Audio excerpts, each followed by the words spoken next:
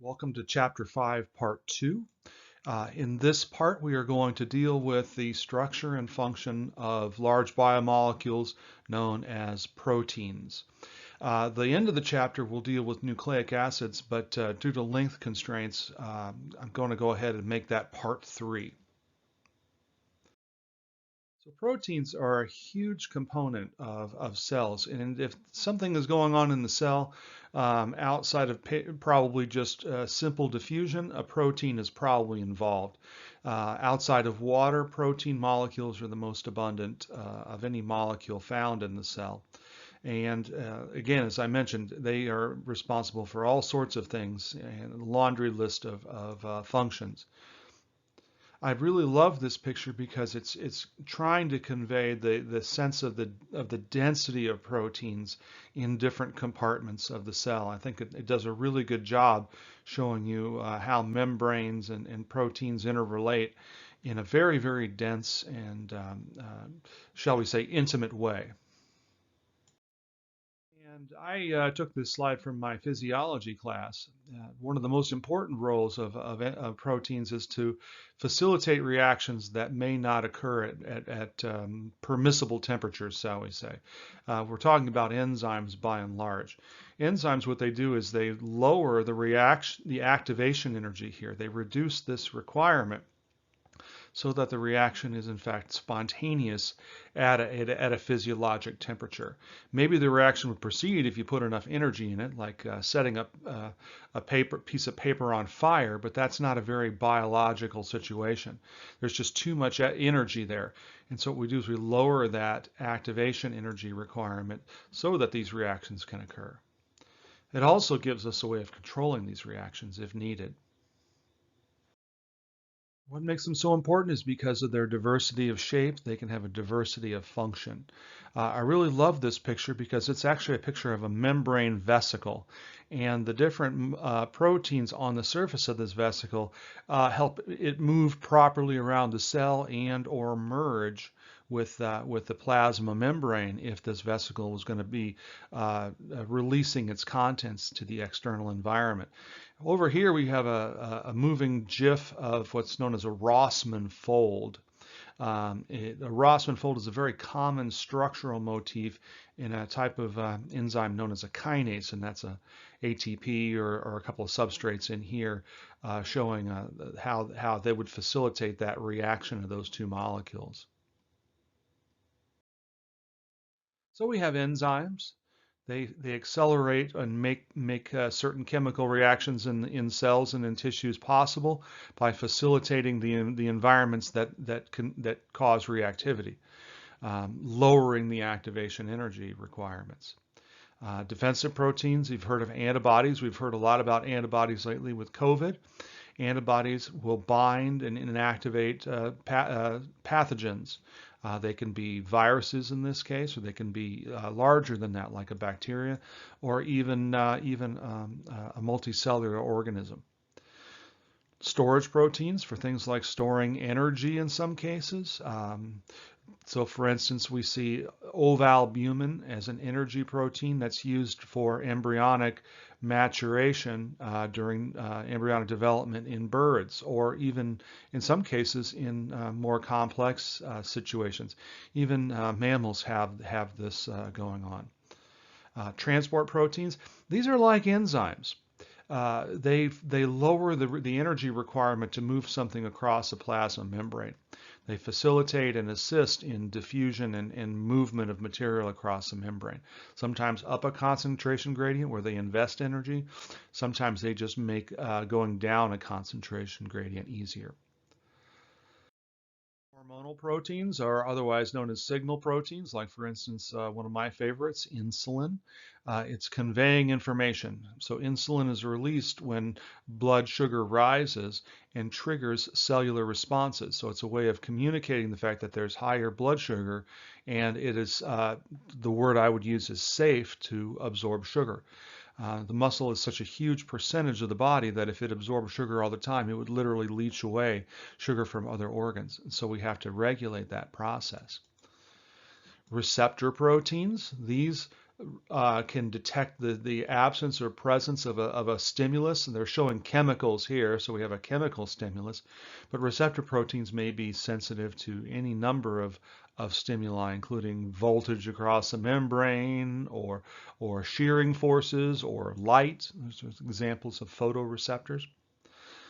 Contractile and motor proteins, things like myosin, which has a catalytic head on it that allows for large-scale movement and change of shape in cells. There are kinesins and dyneins. Dyneins are involved in flagellar movement. There's only one flagellated cell in the human body. That's a sperm cell, but it has motor proteins like myosin that hydrolyze ATP and trigger movement. And structural proteins, things like keratin, which you feel in your fingernails or your skin or your hair. Or we have silk in the case of, like for instance, certain insects and spiders. Collagen. Collagen is very, very strong in the tensile situation. Elastin is also in that range, but we also have other types of proteins that are good for absorbing pressure and absorbing shock. And enzymes are generally classified as catalysts. That is to say, they make saying speed up is fine, but what they're doing is they're making the chemical reaction more sensitive to the energy that's already in the system.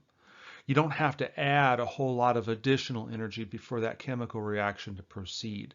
So they're making the reaction more spontaneous rather than just merely speeding it up, if you know what I mean. And they can do this repeatedly, and that's why and are generally unchanged by the reactions. For instance, this molecule right here, it's actually got four different subunits. It's a polypeptide. That's what we call quaternary structure. We'll talk about that a little bit later. It's called catalase, and what it does is it breaks down a common metabolite in respiratory function, hydrogen peroxide, and breaks it down into water and oxygen. The good news is that hydrogen peroxide can be a mild antiseptic because bacteria don't have catalase enzymes, but eukaryotic cells do. So you can use this to clean up a wound or something like that. You don't want to use it too much because it'll actually hinder healing. But in the short term, hydrogen peroxide is good for cleaning up a scrape or something because it'll kill bacteria, but we have enzymes that break it down. So polypeptides, and that's what proteins generally are. They are multiple polymers. So you'll have one polymer, two polymers, and so forth, and they will associate non-covalently. A polypeptide is an association of non-covalently bound peptides. That is to say, polymers of amino acids. So a protein and a polypeptide are generally synonymous. I would point out, and this is just a little side thing, that the polypeptides usually are smaller, considered smaller than a full-fledged protein, but we can use it interchangeably in this situation. Again, they have more than one polymer and they associate non-covalently. This is an example of hemoglobin. So we have one, two, looks like three, but there's actually four here, four different subunits that associate with the little heme group there in the inside for carrying oxygen. The building blocks of polypeptides and proteins are collectively known as amino acids because they all have the same basic carbon-nitrogen structure. We call this the upstream end, and we call this the downstream end. The only thing that changes across amino acids, by and large, again, there's always exceptions, is the side chain here. There are a couple of weird amino acids out there, but not going to worry about those too much.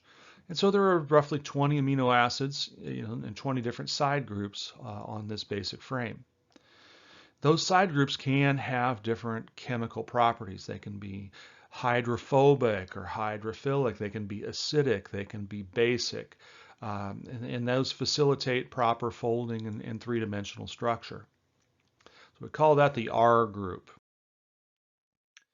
But with those R groups, as we vary the R groups, the structures that can be created are nearly endless. I really like this one because it's actually showing two different polypeptides, two different protein structures. What they've done is they've superimposed them so that you can see that even though they have very different structures, at the end of the day, these proteins will bring those side chains into close proximity in this one area. So even though the structures are very different, what the goal here is that they both facilitate a similar chemical reaction, and you can see this because again we'll just loop this one more time, that those side chains in particular, these critical side chains right up in here as they zoom in, are in the same sort of three-dimensional space, if you will. And that's just amazing to me that you can accomplish a similar three-dimensional environment even with seemingly quite different looking proteins. And so here are some hydrophobic types of side chains, including the simplest one, glycine, just has an H there. And you can see the various side chains can grow, and some of them are quite large and bulky, can lead to very, very significant hydrophobic regions inside a protein where you can do things like carry pharmaceuticals, hydrophobic molecules, or steroid hormones, that sort of a thing through the bloodstream. Phenylalanine is a really cool one. And that was one you saw in the previous video that GIF that I had.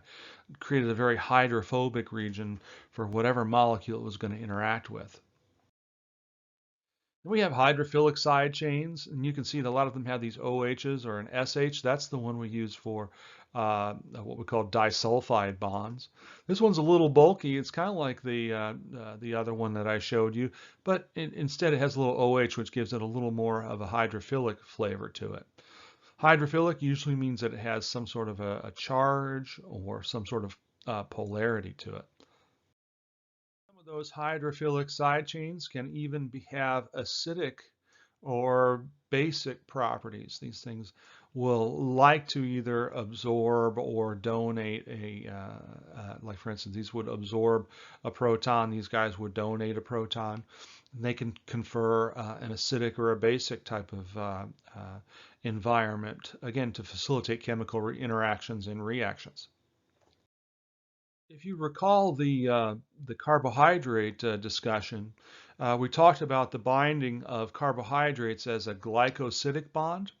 Well, the bond between amino acids we call a peptide bond.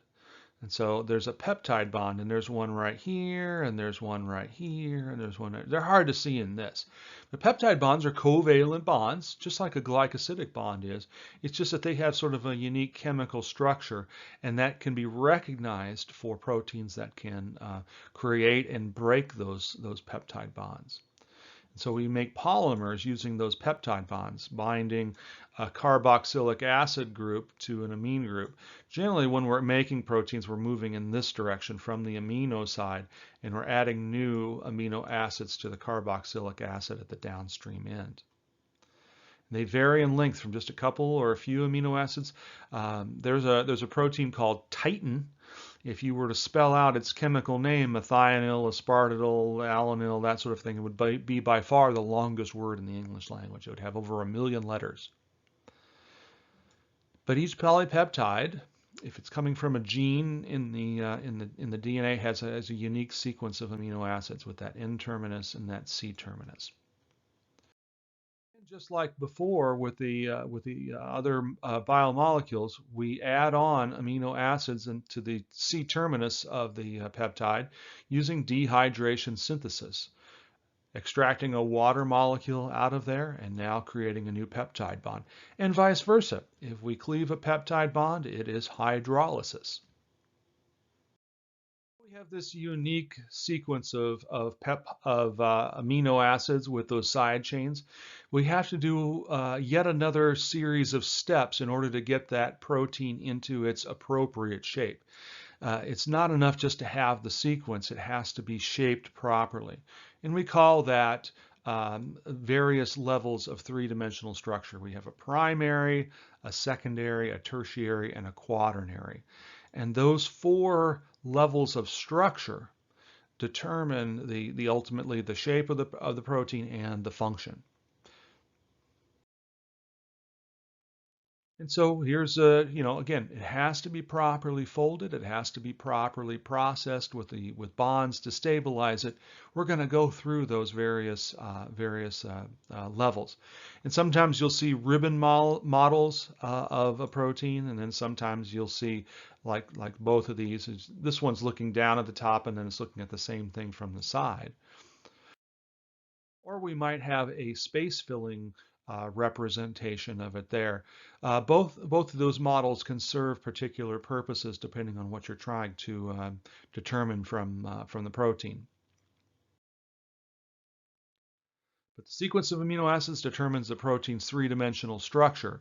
It needs help achieving that three-dimensional structure, but the first part, the primary sequence, is a good start. And this is a really cool video of a motor protein. And it literally moves like this, dragging a vesicle of cargo along with it down a microtubule. So that's a motor protein that's literally changing shape like a science fiction walker, hydrolyzing ATP in the process and doing work inside the cell. But structure and function are always related in more ways than one. Proteins are also with this complex structure can achieve specificity of interactions. They will only interact with specific, generally specific situations. Some of the diseases that we encounter in the human body often occur where an antibody may have been shaped for a particular pathogen, but instead begins reacting with molecules that are present in the human body that are what we call self molecules. And so oftentimes this loss of specificity is one of the triggers for disease. Affinity is another one, is how well and how strong that association might be. If it has a very, very high affinity, that means that the likelihood of that it's bound as opposed to unbound is high. If it has a low affinity, that means the percentage of unbound is higher than the percentage of bound. We're now going to walk through the four levels of protein structure, and this is a critical aspect of this section of the chapter. So we've got four levels. We've got a primary structure, which is the linear sequence, if you will, of amino acids, and the only bond involved in primary structure is a covalent bond, the peptide bond. We have what's called secondary structure, where we begin to take that primary structure and fold it into coils or folds. Okay, we sometimes call those sheets. The most common bond in that one is called a hydrogen bond. So we have the covalent bonds in the primary structure, but secondary structure is driven by hydrogen bonding. Tertiary, the sky's the limit. What you're doing now is you're folding that secondary structure. Let's say you have a helix, and that helix has a kink in it. That kink, if you will, would be a function of tertiary structure. And it has four different bonds that we'll talk about. And then lastly, quaternary structure.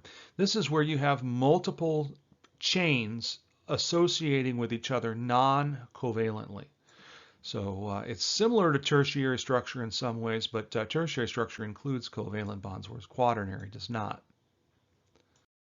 And there are a ton of resources out in the internet for understanding different levels of protein structure.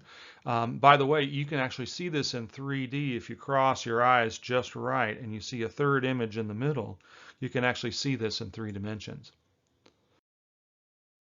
So here's an example of primary structure. It's the linear sequence of amino acids. The upstream end we call the amino end, and the downstream end is the carboxyl end. If we assume for a moment that this peptide sequence is incomplete, we'd be adding amino acids to that carboxyl end. But you can see, if I look carefully, here's an N, there's a C. So here's our first peptide bond right here. And here's our second peptide bond. Those are those covalent bonds that link amino acids between their amino groups and their carboxyl groups. It's that sequence determined by the genetic information by and large. Occasionally, some of these things will get modified, but most of the time, 99.999% of the time, this sequence is determined by the genetic information stored in DNA. Then we take that primary sequence and we can begin imparting something other than a linear structure, if you will. And the driver in secondary structure, as what this is called, are hydrogen bonds. So you can see the little dashed lines right here, not these ones, but see the little dotted lines there? Those are all hydrogen bonds. Here in this beta structure, also known as a pleated sheet, alpha structure being helix, beta structure being pleated sheet, we're again using hydrogen bonds in order to create that surface. And you can see combinations therein. So we have a little bit of alpha helix here. We've got some beta sheet. These arrows here are beta sheet structures, and they're folded into a more complex three-dimensional structure. That's known as tertiary structure. Quaternary structure, if we took one chain, a polypeptide that's folded properly, and associate it non-covalently with another polypeptide. In this case, this transthyretin protein is a dimer. So again, here's an alpha structure, an alpha helix, and a beta structure, beta pleated sheet. Those are secondary structures that are found in proteins. And again, here are the hydrogen bonds involved. These covalent bonds through here and here are part of the primary structure. This is one part of the polypeptide, and here's another one. Again, here's primary structure inside that helix, and the hydrogen bonds in here are creating that secondary structure. And just another picture there, and I've got enough pictures now. Hopefully you can see what I'm getting at here. Tertiary structure, now we're folding all these things, as I mentioned before, and we're using different kinds of bonds. If primary structure is driven by covalent bonds, secondary structure driven by hydrogen bonds, with tertiary structure, you have 4 different kinds of bonds going on. You can have ionic bonds, you can have hydrogen bonds, you can have covalent bonds, we call those disulfide bonds, and you can have hydrophobic interactions, which are kind of hard to show. They're showing it here with this yellow box around it. But there are 4 different bonds that can drive what we call tertiary structure. And that tertiary structure is determined by the side chains in those amino acids. The covalent bond in tertiary structure, as I mentioned, is a disulfide bond. Sometimes they call it a disulfide bridge. It's a covalent bond between 2 sulfurs on a sulfur side, a sulfur-containing R group. Just another picture of tertiary structure with secondary structure shown inside. So here are the 4 bonds. Again, you can spot those hydrogen bonds from a mile away. You can spot a covalent bond because it's got a solid line between 2, especially between 2 S's. You know that's tertiary structure immediately because disulfides, this is the only level of structure you can find disulfide bonds. Hydrophobics, you just find lots of methyl and non-polar groups associating. Again, that one's kind of tough to spot, so we tend to kind of highlight it with a box or something along those lines with lots of these sort of CH3s around. In ionic bonds, you can always see the plus and minus in there. They put a box around it here just for illustration purposes, but again, that plus and that minus are the key. You have 2 ionized side chains that are interacting with electrostatic interaction. And the key with quaternary structure is that it requires more than one peptide chain. You have more than one peptide chain, and those subunits, if you will, associate non-covalently. So you don't have disulfide bridges holding these 2 subunits together. By definition, if these two subunits were covalently linked, that would make them by convention one molecule. Okay, but we have two molecules here. That's because they're associated non-covalently. So when two or more polypeptide chains form a non-covalent interaction, a larger macromolecule, we call that quaternary structure. For instance, collagen is actually coiled a lot like a rope, or hemoglobin actually has four polypeptide chains, two alphas and two betas. So here's collagen, and again, these different strands in different colors are associating non-covalently. By the way, appropriate collagen structure, it depends on having the right vitamins and minerals. Vitamin C is very important in appropriate collagen. What ends up happening if you have scurvy, you don't have enough vitamin C, these fibers begin to disassociate, and that's what leads to that sort of the characteristics of scurvy, which is sort of a looseness of the flesh, if you will. And so here's our hemoglobin protein that's quite common in red blood cells for making oxygen more transportable in the blood. And a hemoglobin protein has four subunits. It has two alphas shown in dark blue and two betas shown in light blue. And those proteins work together to stabilize the heme groups, which oxygen can bind and release. Interestingly enough, there is a different kind of hemoglobin during embryonic development, and that's because the fetal hemoglobin needs to have a higher affinity for oxygen so that it can obtain oxygen from the hemoglobin of the mother. Pretty interesting story that I talk about in physiology from time to time. There are just a ton of resources out on YouTube or in other video channels talking about the different structure levels. The key is to be able to recognize the bonds and what's going on at each level, which bonds are involved, and what is the difference between these different levels. This is a nice little moving GIF that I found. But get out there and look these up because they're very, very good resources. If the proteins can achieve these amazingly diverse structures, it turns out that they can be remarkably sensitive to even minor changes. For instance, a form of blood disease called sickle cell disease, you can have a single amino acid change that leads to an entirely different function of that hemoglobin.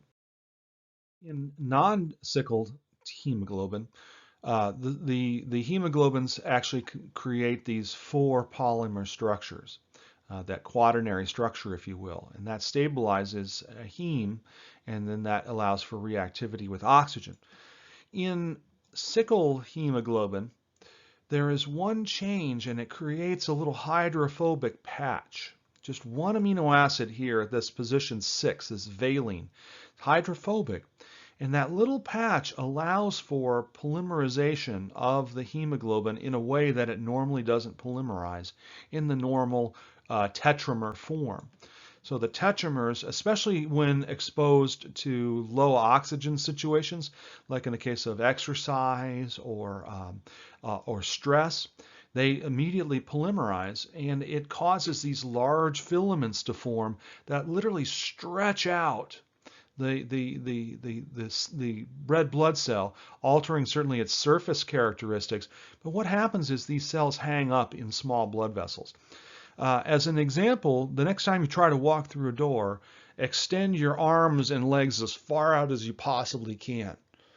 Okay, and then try to walk straight through that door.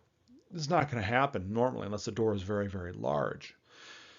You'd have to turn sideways, or you'd have to be just right to get through that door, especially a narrow door. And that's what's happening with these red blood cells. Maybe one will fit through, but most of them will hang up, and that's why the disease is so painful, because now you're not getting oxygen to the tissues, and the tissues start screaming for help using cytokines, which cause pain. And so here's a question for you. What determines protein structure? Well, we've been talking about primary and secondary and tertiary and quaternary, but there's a deeper level to this question in that, yes, those determine protein structure. They can help stabilize protein structure. But what about when protein structure is altered somehow, like in these hard-boiled eggs? By the way, you can achieve this same consistency by taking an egg and putting it in vinegar for a period of time. It'll create a very similar structural response to the proteins that are found inside the egg. And so it's more than just those four structures. We have the environment in which the protein is located or found. So in addition to the four levels, the main structure, if you will, the temperature, the pH, salt conditions can all affect the structure of proteins because they will affect the side chains in those proteins. So pH, salt, temperature, other environmental factors, the presence or absence of other proteins or the presence and absence of other reactive molecules can cause the protein to change by reacting with those side chains. This change from what we call the native structure, the structure that the protein's normally found in, we call that denaturation. Usually a denatured protein is biologically inactive. I think that's a little bit incorrect because there are some biologically active proteins that are misfolded, which means they're denatured, but that's okay. Most of the time when we denature a protein, it's usually not active. And so a protein, when it's normally folded and the R groups are bonding and that sort of a thing, is right here. And if something changes it, we call that denaturation. This image right here infers that it's completely destroyed, but it can be a very subtle change. Like for instance, we have just a little bit of an oxygen change, and instead of being a tetramer, the hemoglobin now forms a long polypeptide, multiple polymer, if you will. What's really been interesting is that if you're careful, an inactive protein, like for instance those egg proteins that we saw in the previous slide, if we put them in just the right conditions, it is possible to renaturate them. We call that renaturation, back into their original sort of liquidy state. And so there is that ability to flip back and forth. In this day and age, though we're getting better at it, it is very difficult still to predict what the structure will be from its primary amino acids sequence. That said, if you look at this picture right here, this beta barrel, I can predict, looking at images like this, that this protein actually is a fluorescent protein because they have that beta barrel structure. So when we get to that tertiary or quaternary structure, it gets a little bit easier. But to get from that primary structure to that tertiary or quaternary structure, it has to go through several steps and needs assistance. It's a rare protein that will self-assemble. One example of the molecular assistants out there are known as chaperonins. And chaperonins help the proper folding of proteins and can assist when identifying misfolded proteins. Remember that I said, denatured proteins are generally biologically inactive? Well, Alzheimer's, Parkinson's, and mad cow disease, both the cow form and the human form, are associated with biologically active misfolded proteins. And there are other diseases, though, like for instance, there are some indications in diabetes where misfolded proteins aren't really active. They just don't get handled properly by the cell, and so start building up inside the cell, leading to cell stress. So how do these chaperonin proteins do their thing? Well, they have this really cool structure. They have a hollow tube and a cap. And as a peptide is being synthesized off of a ribosome, that polypeptide that's being synthesized can be inserted into the cylinder where there's the appropriate environment for folding. Just the right amount of hydrophobicity, just the right amount of charge, et cetera, and the cap will attach. Now you've got that environment, and now the protein is folded, and then the cap releases and the correct protein is released. It's a very cool mechanism. It's an enzymatic type mechanism, but extraordinary. And the book wants to dedicate a chapter or two to how we determine those three-dimensional structures scientifically, either using what we call crystallography, where we crystallize the structure and then bombard it with X-rays, or we can use nuclear magnetic resonance. If you take organic chemistry, you'll get to understand that a little bit better. Or we can use computer programs like Fold at Home that I have on my computer to predict possible protein structures. Very, very important for developing new drugs, understanding complex protein interactions. And so there's a picture of that. I'm just not going to spend a lot of time on that, just so you kind of know what the technique is. You have the crystal, you fire X-rays at it, and then you look at the pattern in order to determine the general structure. And this is what you can get from that. It can be a very, very complicated structure. It takes a long time often to figure out these three-dimensional interactions. And so that concludes our section in Chapter 5 on proteins and peptides. I will conclude with one more video on nucleic acids. So we're going to say Chapter 5C. Thank you for your time, and I will talk to you again soon.